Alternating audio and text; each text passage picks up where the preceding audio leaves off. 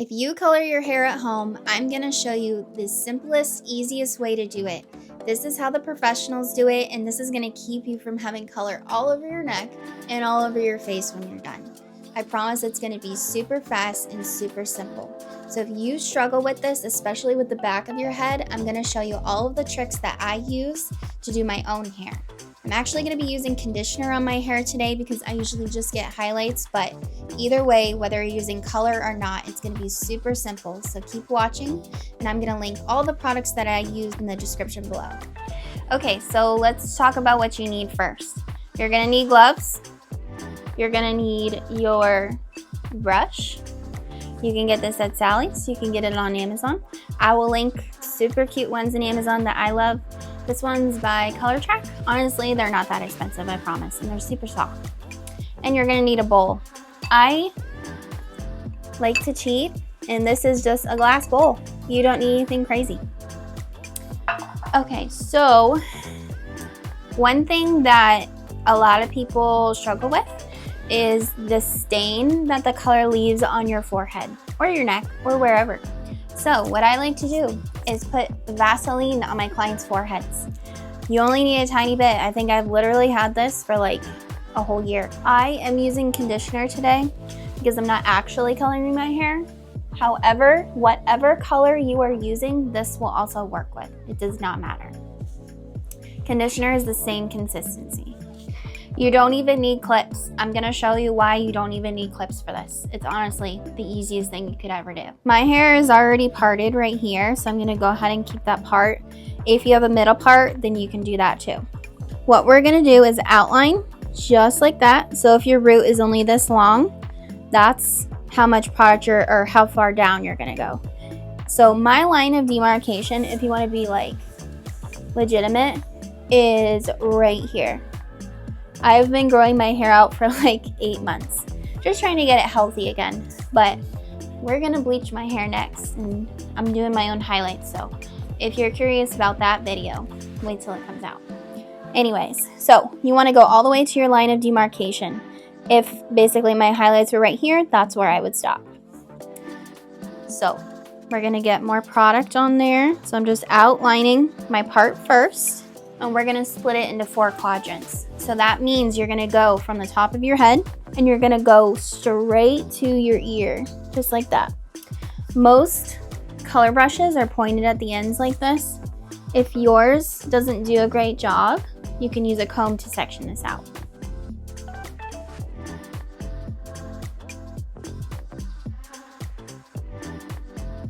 When you get to the back of your head, I'm not gonna show you yet, but I will turn around and show you guys how I do the back.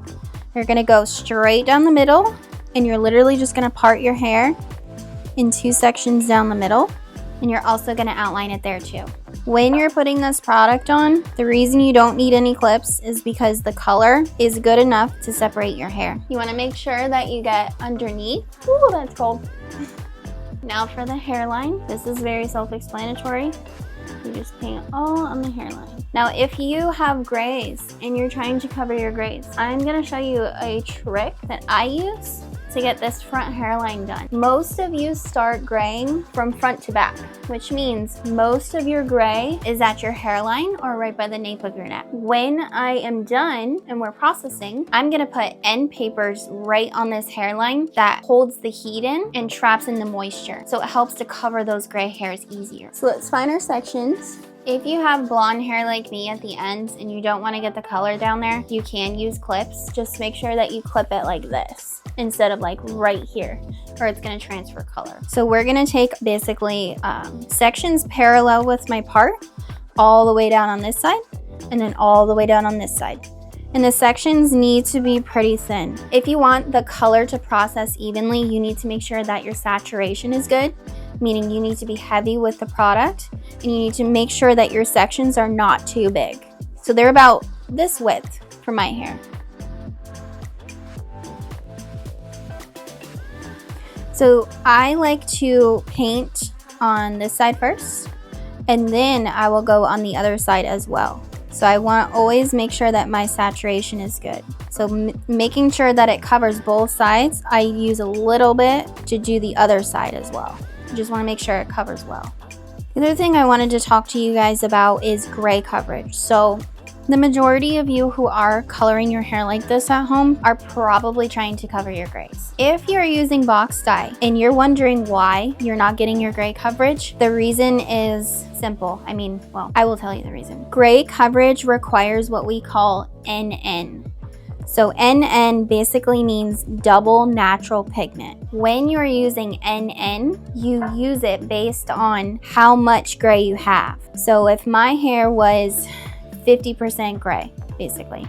So 50% gray and 50% my natural color, I would not need to use as much NN in my formula to get the gray to cover. With most color lines, NN is either warm or it's cool. With Redken colors, NN has a tan background and blue and violet in it. I think it might have a little bit of red as well, but it's actually a cooler color. If you want your gray coverage to last, you need to make sure that you're using a color that is NN and that it has some warmth in it. Your gray hair is lacking that inside pigment of the reds, oranges, and yellows. So when you put that color on there, that's a cool ashy color, it has nothing to grab onto. When you're formulating and you want, let's say, a warm brown hair color, you should probably use, let's say, half NN and half a warm color. Here in a little bit, I'm going to be doing consultation program. So if you have questions or you need help formulating your hair color or whatever the case is, book one of those calls with me. It's honestly very cost effective, and I will help you reach your hair goal that you've been trying to reach, but you can't do it with box color at home. I'm gonna flip my hair back and then we're gonna work on the back section.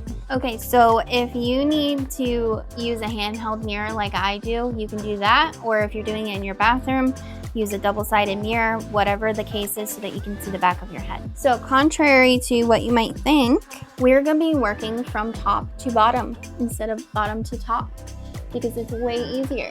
I'm gonna start on the very top, and you're gonna take your brush, and you're gonna take your section, which that was too big. We're gonna go just like so. And you're gonna lay this piece over the top of your head.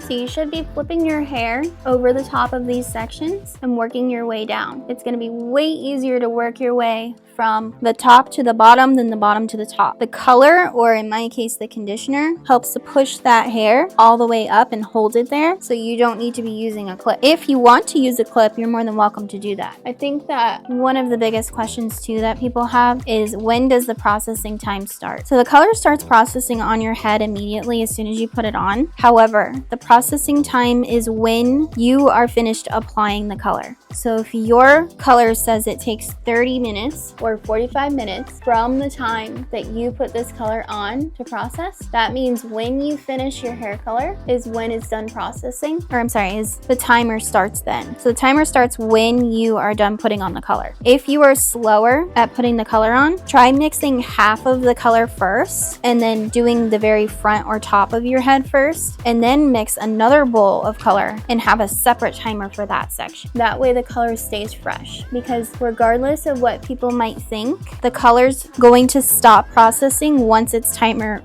the color is going to stop processing once it reaches the end of its life. So if this color only processes for 45 minutes and you decide to leave it on for an hour and a half, it's not going to get any darker or lighter. It's going to stay the same. So color does not keep processing the longer you leave it on. Now, there is some color out there that will, but 9 times out of 10, most color does not. And usually the color that is called a progressive hair color, or like a 10-minute hair color. It's like the Redken 10-minute color gels. They will continually get darker the longer you leave it on.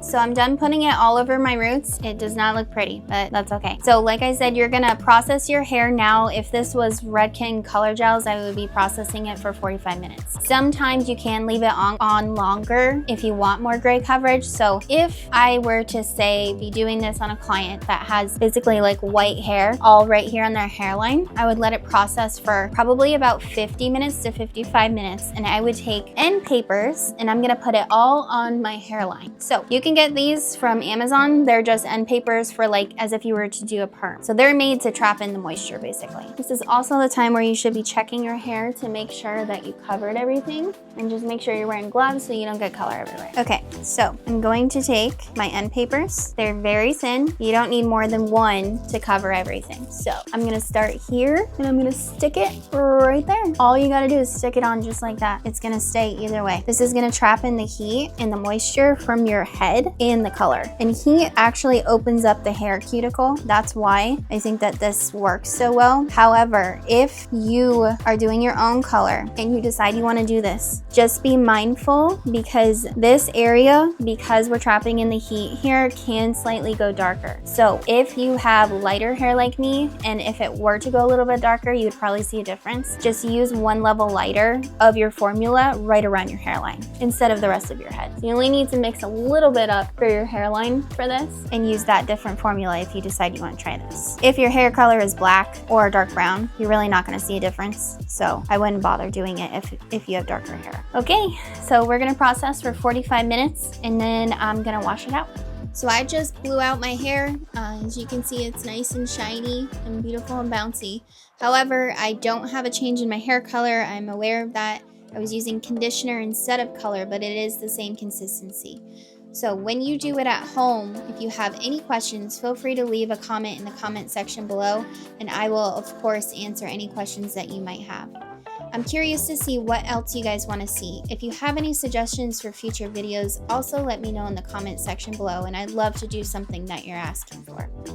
If you want any of the products that I used, I will also link those in the description below, whether it's the color brush or anything like that. They're actually really cheap on Amazon, so it's as easy as just getting it with Prime shipping. Thank you guys for watching, and I'll see you next time.